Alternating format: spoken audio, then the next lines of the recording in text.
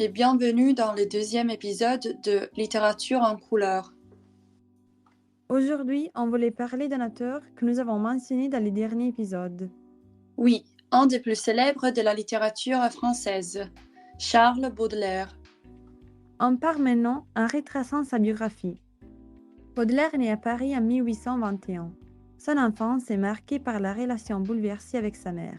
Le père de Baudelaire meurt quand il a 6 ans et elle se remarie l'an suivant avec un autre homme, le colonel Pic. Baudelaire aura toujours difficulté à s'entendre avec le colonel, qui n'estime pas son beau-fils, aussi parce qu'il a beaucoup de difficultés à l'école. Il est reproché de trop légèreté et de ne pas s'appliquer aux études. Toutefois, il a un talent, n'est-ce pas? Oui, il est très doué pour la versification, spécialement de la langue latine. La poésie est en fait sa véritable vocation. La passion pour la peinture est très forte aussi, qui naît à partir d'un tableau de Delacroix qu'il voit au musée des Châteaux de Versailles. En 1841, comme solution pour son tempérament et caractère, il s'embarque pour un voyage pour Calcutta. On part d'une expérience très importante. Il est étroitement lié à la ville de Paris, mais les mers du Sud éveillent en lui finalement sa sensibilité. Le climat et l'atmosphère différentes par rapport à sa ville vont enrichir et inspirer sa sensibilité. Il découvre ici l'exotisme, c'est-à-dire l'importance des sensations, des odeurs et des chaleurs. Mais quand Baudelaire devient-il l'écrivain rebelle que nous connaissons aujourd'hui? En 1842, on a le commencement de la vie des Bohèmes avec l'héritage paternel. Il découvre le paradis artificiel grâce aussi à Jeanne Duval, sa première femme qui va inspirer plusieurs poèmes de Fleur du Mal. Il va donc tout dépenser en contractant de lourdes dettes, en menant une vie de bohème utilisant l'opium et la chiche. On arrive maintenant en 1857. Année dont on a déjà parlé dans le dernier épisode.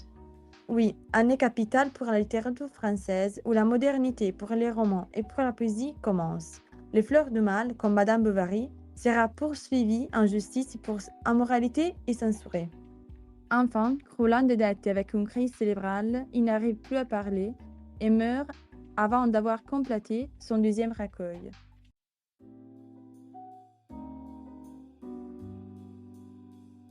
On vous a demandé dans les questionnaires qu'on a publiés sur Instagram de répondre à la question suivante. Charles Baudelaire est typiquement considéré comme un auteur? Eh bien, la bonne réponse est la troisième, la C. Il est typiquement considéré comme un auteur symboliste. Le symbolisme est un courant littéraire qui se développe vers la fin du XIXe siècle en France. L'écrivain et éditeur Maurice Barrès est le premier qui parle du fondement de cette nouvelle littérature. En effet, il publie un article intitulé La sensation en littérature dans une revue. Et dans le sous-titre, il cite des noms d'auteurs symbolistes, comme par exemple Baudelaire, Verlaine et Mallarmé. Il ne cite pas Rimbaud parce qu'il deviendra célèbre après sa mort. Le mot-clé du symbolisme est le mot sensation, la sensation physique. Donc, on parle de la perception du monde et de la réalité à travers les 5 sens, la vue, l'olfact, l'ouïe, le toucher et le goût. En effet, on peut bien remarquer l'emploi de nombreuses synesthésies qui réunissent des sensations qui appartiennent à des champs sensoriels différents. Un exemple est Parfum frais, qu'on trouve dans la 3e strophe du poème Correspondance de Baudelaire. Mais qu'est-ce que c'est courant à avoir avec la société où vit Baudelaire? Ce courant est le reflet d'une évolution artistique et littéraire dans cette époque et représente la volonté des poètes que je viens de citer de renouveler le langage poétique, de créer un nouveau langage poétique. Donc Baudelaire est-il considéré comme symboliste ou pas? Je voulais juste ajouter une autre chose. Baudelaire n'a pas toujours été considéré comme un auteur symboliste.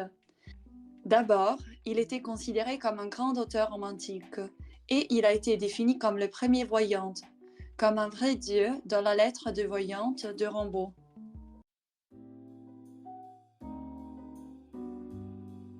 On passe maintenant à parler du style d'écriture de Baudelaire.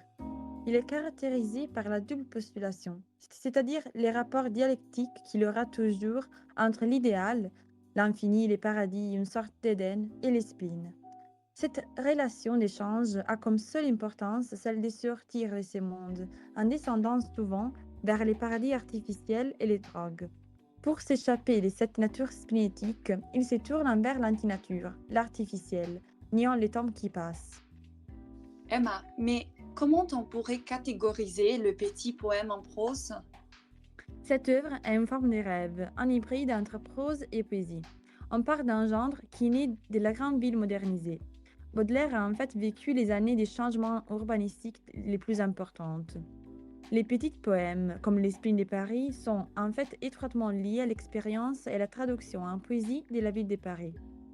En passant aux autres traits stylistiques de l'auteur, c'est impossible d'éviter de parler de son langage et imagerie. Baudelaire emploie toujours un langage direct, parfois cru, et des images choquantes étant novatrices.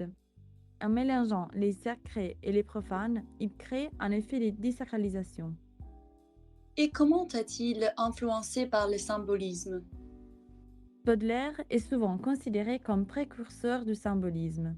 Sa poésie suggère des significations plus profondes à travers l'usage symbolique des mots, ouvrant la voie à une nouvelle façon de percevoir et exprimer la réalité.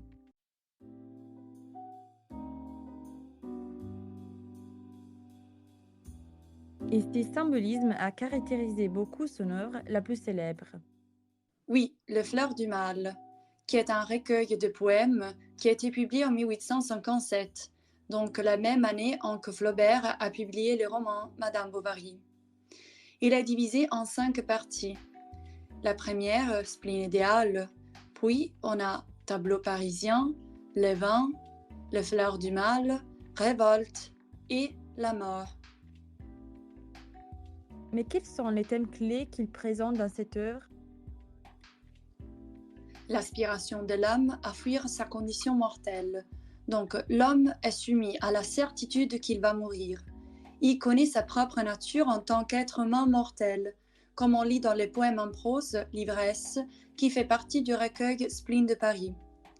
Il dit « Il faut toujours être ivre, tout est là, c'est l'unique question, pour ne pas sentir l'horrible fardeau du temps qui brise vos épaules et vous penche vers la terre. Il faut vous enivrer sans trêve. Mais de quoi? De vin, de poésie ou de vertu?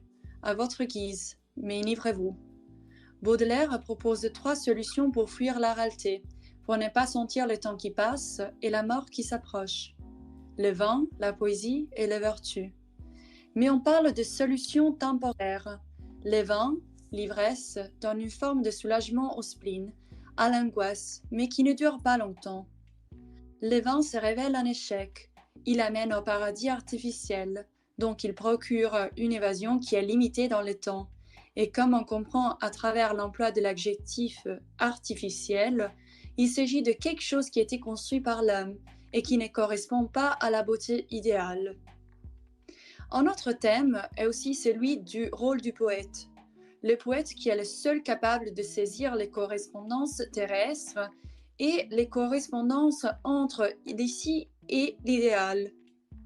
Mais aussi la mort a un rôle très important dans la production littéraire de Baudelaire.